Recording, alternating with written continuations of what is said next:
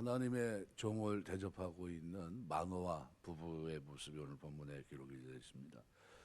여호와의 사자를 향해서 그 대접할 것을 준비하기까지 잠시 머물러 주기를 구하는 장면이 나옵니다. 물론 마노아는 여호와의 사자를 단지 하나님의 사람으로만 알고 있었습니다. 이때 마노아가 잡아서 대접하고자 했던 것은 염소 새끼입니다. 염소는 옛날도 그렇지만 지금도 마찬가지고요. 어려운 동남아뿐만 아니라 아프리카에서도 염소는 귀중한 자산입니다. 그래서 아마 대접하자고 했다고 하는 것은 공경의 태도가 있었기 때문이고, 염소 새끼를 준비한 것은 가장 좋은 것을 대접하고자 하는 마노아의 지극정성이 담겨 있습니다. 염소도 보통 1년생, 그죠? 1년 넘어가면 질기라고 그럽니다. 고기가. 그래서 1년생이 제일 좋은 약재로 보통 쓰인다고 보통 제가 알고 있습니다. 그러니까 우리가 야생에서 돌아다니는 염소들은 보통 질겨서 먹질 못한다. 보통 이렇게들 많이 얘기하거든요.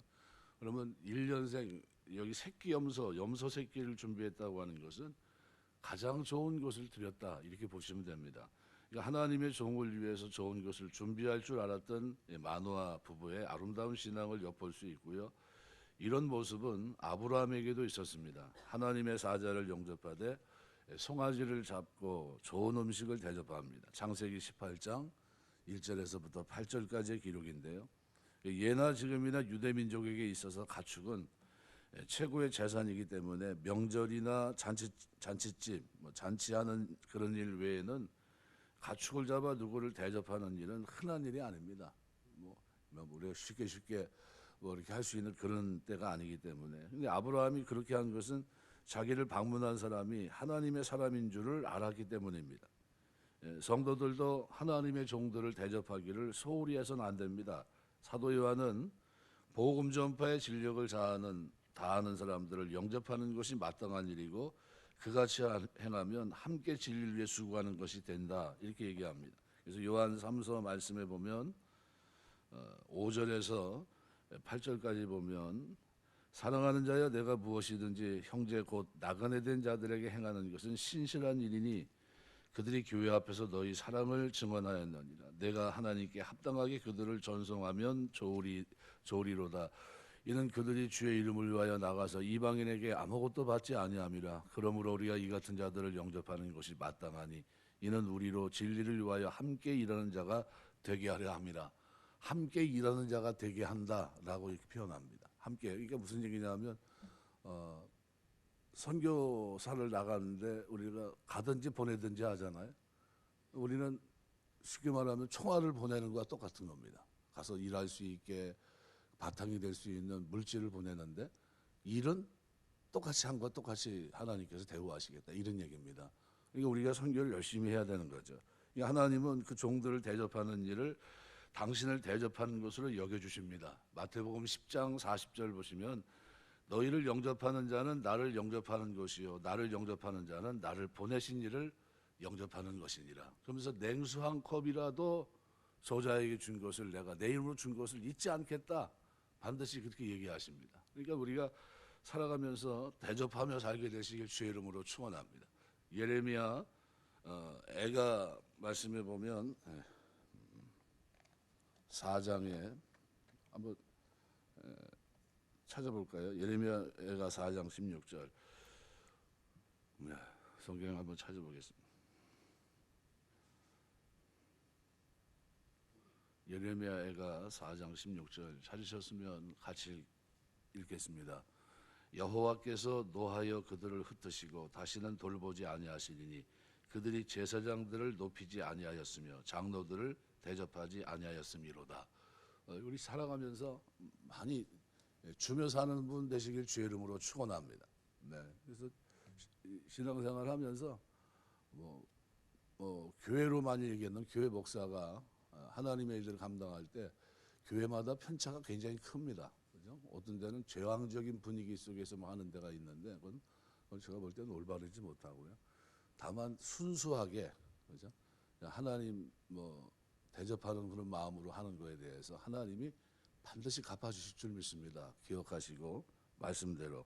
그래서 우리가 하나님 종 대접하는 일에 여러분들이 늘 힘쓰게 되시길 주의 이름으로 축원합니다. 두 번째는 하나님 우리가 알지 못하는 방법으로 우리를 도우시는 기묘하신 분입니다. 그래서 18절에 보면 여호와의 사자는 자기 이름을 기묘라 그랬습니다. 우리의 이해를 초월하는 존재라는 뜻입니다. 주님이 우리를 인간들 사이에서 오셔서 역사하시고 도우시고 하는 일들이 얼마나 오묘한지를 일깨워 줍니다. 우리가 이해할 수가 없을 정도의 놀라운 지혜입니다.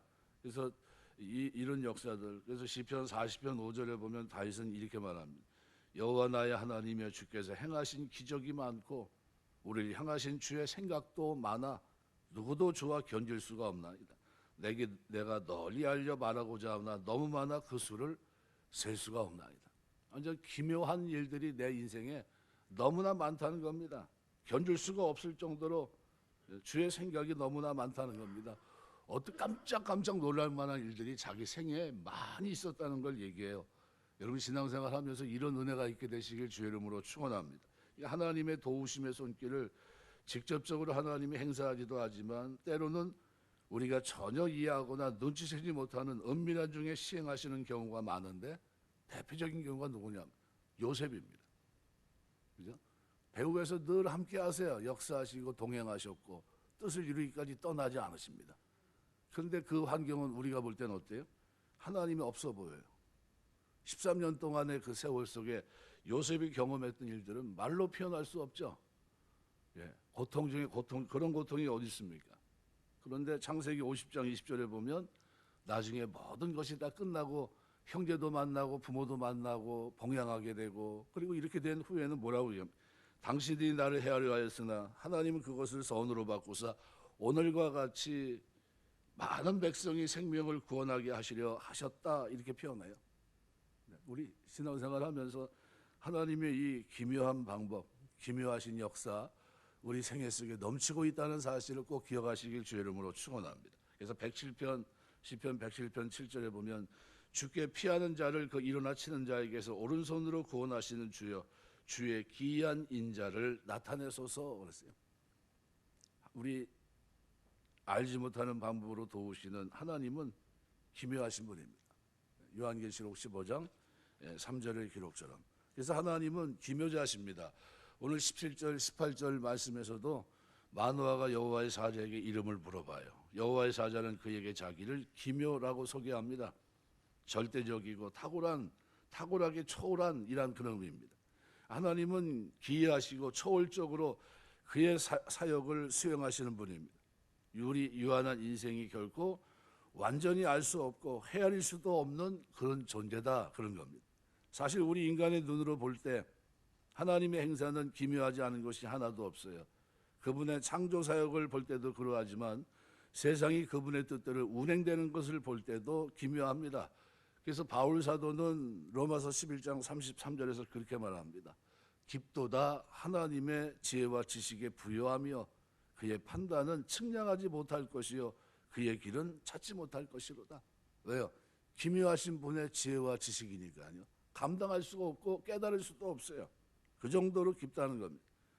세상을 주관하시는 하나님의 기이한 섭리에 대해서 찬양할 뿐입니다.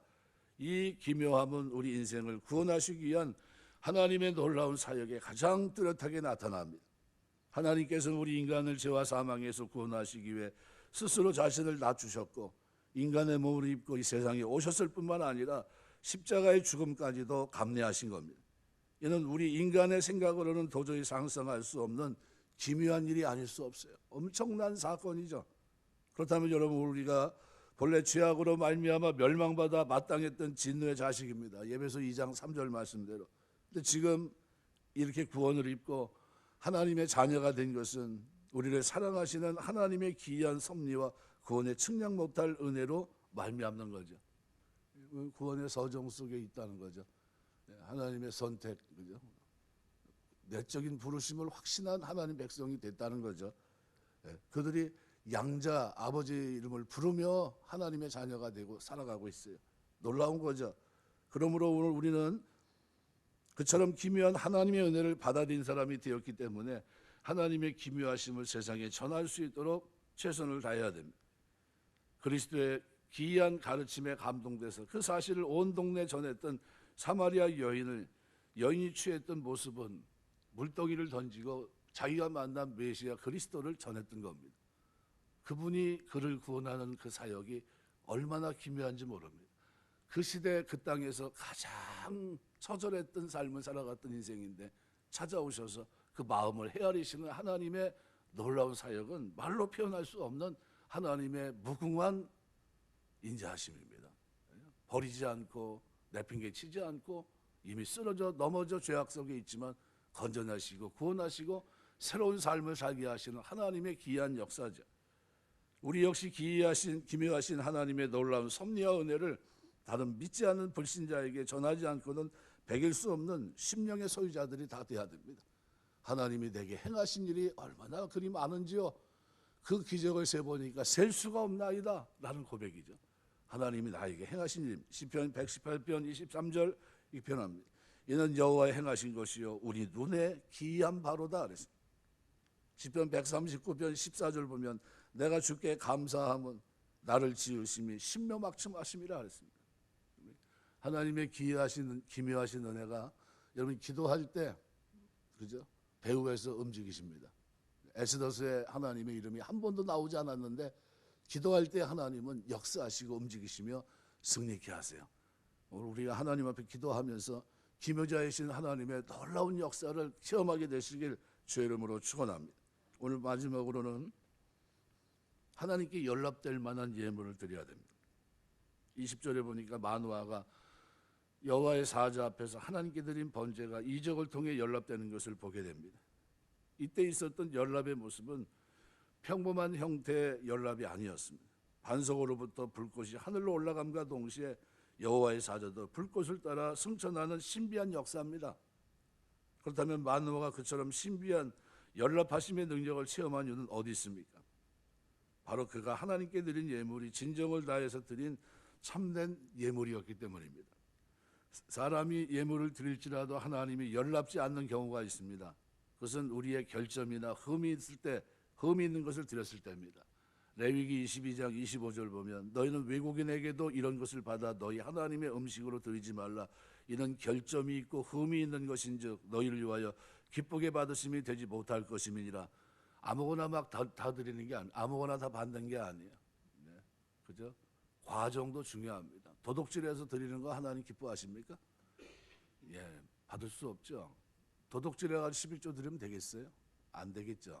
예, 그 말도 안 되는 거죠. 그러니까 하나님이 기뻐 받으시는 거 뭡니까? 땀 흘려 노력해서 진짜 최선을 다 일한 것에 하나님 것을 구별하는 거예요. 그런 게 하나님 기쁘신 거죠. 그러니까 하나님 말씀에 불순종하거나 죄를 회개하지 않은 사람이 드리는 예물도 하나님은 거부하십니다. 예레미야 6장 20절, 14장 10절. 결점과 흠이 있는 것 또한 죄인이 드리는 제물은 참된 예물이 되지 못할 뿐만 아니라 오히려 하나님을 노엽게 할 뿐입니다. 그다음에 오늘 우리가 하나님 앞에 어떠한 번제단을 쌓고 있고 그 위에 올려진 예물은 뭡니까? 만일 이 예물이 참된 것이 아니라면 하나님은 그것을 연락하지 않으세요.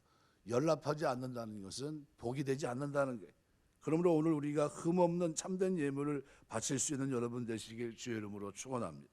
죄 없는 깨끗한 심령으로 드리는 거죠. 특별히 우리가 신약 그리스도 안에서 하나님께 바칠 가장 참된 예물은 순수한 우리의 몸과 마음이에요. 그래서 사도 바울은 로마서 12장 1절을 통해 말합니다. 그러므로 형제들아 내가 하나님의 모든 자비하심으로 너희를 권하노니 너희 몸을 하나님이 기뻐하시는 거룩한 산제물로 드리라. 이는 너희가 드릴 영적 예배니라. 몸과 마음이에요. 거룩하게 사는 거죠. 경건하게 살고요. 구별되게 살면서 하나님 앞에 예배하는 이 예배를 하나님이 받으시겠다는 거예요. 이것이 왜 중요합니까? 이렇게 하나님께 나아가는 자들이 하나님 앞에 복을 받기 때문에 아슈레라는 단어 그대로 그들에게 행복을 주시고 그들에게 평안을 주시고 모든 복이 거기에 있는 겁니다. 하나님과의 바른 관계. 예. 출애굽기 25장 2절 보면 이스라엘 자손에게 명하여 내게 예물을 가져오라 하고 무릇 즐거운 마음으로 내는 자에게서 내게 드리는 것을 너희가 받을지니라. 무슨 마음으로 드리라고요? 즐거운 마음으로 내는 자에게서 내게 드리는 것을 너희는 받을지니라. 사람 눈 보면서 하는 게 아니고요. 억지로 하는 것도 아니고 오직 어떻게 하나님 앞에서 그래서 다윗이 고백한 대로 내가 뭔데 하나님 즐거운 마음으로 주께 드리게 하셨나이까 이렇게 하거든요. 우리 신앙생활하면서 하나님 앞에 즐거움으로 드릴 수 있는 여러분 되시길 주의 이름으로 축원합니다. 그래서 신약에서도 연보에 대해서 얘기하면서 뭐라고 얘기합니까? 억지로나 인색함으로 하지 말고 그랬어요. 신앙생활하면서 신앙생활은 그 연보생활은 억지로 인색함으로 하는 게 아니라고 그럽니다. 그래서 어거스틴은 그렇게 말합니다. 회개하면 돈주머니도 회개해야 된다. 회개는 한 것 같은데 돈주머니는 어떻게 해요? 여전히 회개하지 않아요. 삭개오는 회개했는데 뭐가 회개했습니까? 돈주머니가 회개합니다. 하나님 앞에서. 누구 걸 토색한 것이 있으면 새로운 인생 살겠다는 겁니다. 이제는 하나님 은혜 감사해서 살겠다는 거예요. 그게 완전히 다른 겁니다. 우리 살아가면서 주님 만나고 나면 뭐가 바뀝니까? 마음과 몸과 마음을 쓰는 게 달라지고요. 하나님께 드려지는 본질적인 게 달라집니다. 기쁨으로 해요. 그래서 저는 늘 얘기하지만요. 뭘 하든지 하나님의 교회에서 뭘 섬길 때 기쁨으로 하지 않는 거면 하지 않는 게 낫다 그래요. 왜냐하면 그 복이 안 되니까. 인상집 보러 가면서 그냥 투덜투덜대면서 이렇게 일을 하는 거는 보기 싫어요. 하나님 앞에 그 영광이 되지도 않고요. 보는 사람도 은혜가 안 되고 자기에게도 복이 안 됩니다. 절대로 저는 그걸 안 해요. 안 한다 그러면 절대 저는 안 시키는 사람이에요. 왜냐하면 복이 안 되니까. 억지로 하는 일은 하나도 없어요. 심은 대로 거두게 하실 겁니다. 하나님은. 말씀을 뵙겠습니다. 우리 신앙생활 하면서 우리가 기도할 때 들으시고 응답하시며 역사하시는 그 하나님은 기묘하신 분입니다. 우리 위해 독생자를 주셔서 우리의 구원을 완성하시려고 모든 것들을 이루신 분입니다. 그렇다고 한다면 우리가 믿을만 하지 않겠습니까? 그 하나님 앞에 기도하게 되시길 주의 이름으로 축원합니다. 연락될 만한 예물을 이제 드려야 될 이유는 그분을 통해 우리가 구원받았기 때문이에요. 너무나 큰 은혜를 받았기 때문입니다. 그래서 우리가 살아가면서 하나님의 사자, 하나님의 종들을 우리가 어떻게 대접하는 일을 소홀히 하지 않습니다. 왜요? 이렇게 하는 것이 나를 구원하신 기묘자이신 주님을 대접하는 것과 똑같은 것으로 여겨주시기 때문에 그래서 섬기는 거죠. 사람이 사람을 뭐하러 그렇게 합니까? 절대 그런 건 아니고요. 우리가 살아가면서 여러분 마음속에 늘 중심이 좀 뭔가 줘야 되겠구나, 섬겨야 되겠구나, 하나님 앞에 기쁨으로 섬겨야 되겠구나 이런 중심을 가지고 신앙생활하는 것이 옳습니다. 저와 여러분의 믿음 생활 속에 이런 즐거움, 이런 기쁨 이것이 늘 넘쳐서 하나님께 영광이 되고 여러분의 삶에 놀라운 축복이 있게 되시길 주의 이름으로 축원합니다. 기도하겠습니다.